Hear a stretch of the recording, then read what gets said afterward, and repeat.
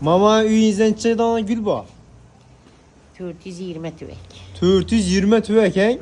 Vaqtdan ham yo'q minchalik tüvek bor-ku. Vaqtda ish mamamni olib sotaverasiz kerak bo'lsa. Yaşım mamam ben 3 yıldan ben 4 yıldan beri dolayım şu dükkan açılgandan beri mamam geledi işe. Malades Allah razı olsun.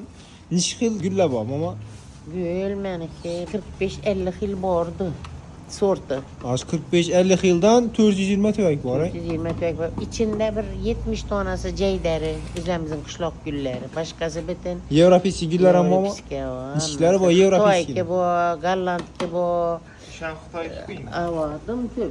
Bu niş gül bu.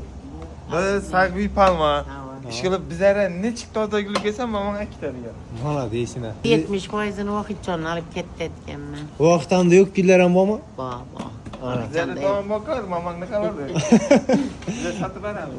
Malades. Üyünüz gülzar onda. Gülzar. Gülzar. Hakikaten 14 metre 6 metre yeni treskemin. 5 ket aynası bu.